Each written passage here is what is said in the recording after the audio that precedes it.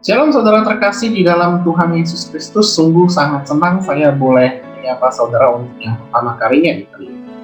Tidak terasa sudah sebulan lamanya saya sudah melayani di Semarang. Satu hal yang masih menjadi pergumulan saya ketika berpindah kota, baik di kota manapun itu, adalah saya perlu menghafal jalan di kota baru tersebut. Namun salah satu strategi saya untuk menyiasati hal itu adalah dengan cara memakai Google Maps.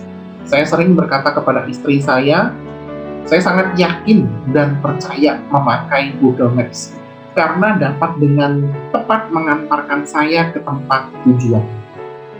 Nah, berkenaan dengan hal itu, ada kejadian spesial beberapa waktu yang lalu saat saya mencari jalan dengan menggunakan Google Maps. Ketika saya hendak menuju ke satu tempat dengan memakai Google Maps, ternyata aplikasi tersebut malah menyesatkan saya. Sewaktu di peta, saya disuruh untuk tikung ke kanan, tetapi Google Maps-nya itu tidak bersuara, yang padahal biasanya dia bersuara sebagai tanda memberikan peringatan kepada saya.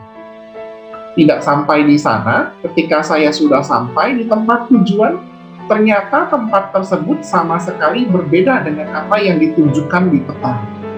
Artinya saya betul-betul disesatkan dengan aplikasi tersebut. Tentu ada rasa kekecewaan yang mendalam, karena padahal di awal itu saya sangat percaya dengan kemampuan dari Google Maps dalam menunjukkan jalan.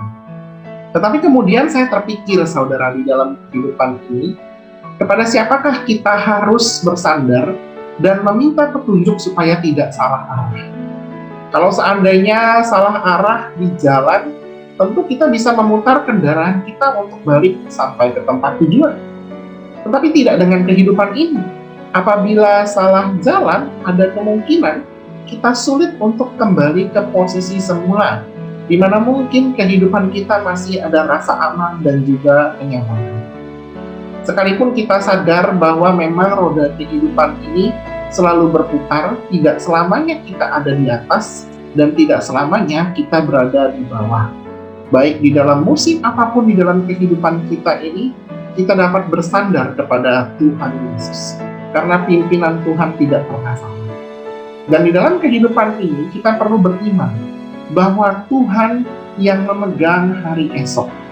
Karena itu sikap rendah hatilah yang diminta Tuhan ketika kita mengalami keberuntungan di dalam hidup ini. Firman Tuhan berkata di Yakobus 4 ayat 13 sampai dengan yang ke-17. Jadi sekarang hai kamu yang berkata, hari ini atau besok kami berangkat ke kota Anu, dan di sana kami akan tinggal setahun dan berdagang serta mendapat untung. Sedang kamu tidak tahu apa yang akan terjadi besok. Apakah arti hidupmu? Hidupmu itu sama seperti uap yang sebentar saja kelihatan lalu lenyap.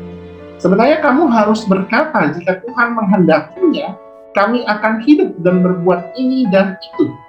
Tetapi sekarang kamu memegahkan diri dalam congkakmu, dan semua kemegahan yang demikian adalah salah. Jadi jika seorang tahu bagaimana ia harus berbuat baik, tetapi ia tidak melakukannya, ia berdosa. Menariknya saudara, ketika Yakobus mengatakan di ayat 17 tentang berbuat baik, sesungguhnya Yakobus menekankan juga mengenai rendah hati. Karena di ayat 16 dikatakan bahwa kecongkakan atau kesombongan itu adalah salah di mata Allah. Sehingga pemikiran yang tepat di ayat 17 mengenai berbuat baik tentu saja lebih menekankan akan kerendahan hati. Memang saudara, berbuat baik itu perlu, tetapi hal yang penting lainnya adalah mengenai hati kita. Ada sebuah ungkapan yang baik yang biasa diucapkan oleh orang banyak. Kurang lebih perkataan tersebut berkata begini, ketika kita sudah sukses, janganlah menjadi tinggi hati akan pencapaian kita, karena semuanya berasal dari Allah. Mungkin ketika kita berada di musim-musim yang sulit dalam kehidupan kita, memang kita menjadi rendah hati dan berserah serta bergantung kepada Tuhan. Tetapi Tuhan mau supaya kita selalu menjaga hati kita dan kita selalu rendah hati, serta kita tidak takabur akan berkat yang diberikan. Tuhan mau agar kita tetap rendah hati dan menjadi sama seperti Tuhan Yesus. Saudara, hari ini firman Tuhan memberikan kita arahan yang tepat untuk menjalani kehidupan ini, yaitu belajar rendah hati. Arahan Tuhan tidak pernah salah. Arahan Tuhan tidak pernah menyesatkan. Arahan Tuhan memberikan kelegaan dan keselamatan. Mari kita taat mengikuti arahan Tuhan yang telah kita renungkan pada hari ini. Kiranya Tuhan Yesus senantiasa memberkati saudara sekalian. Amin.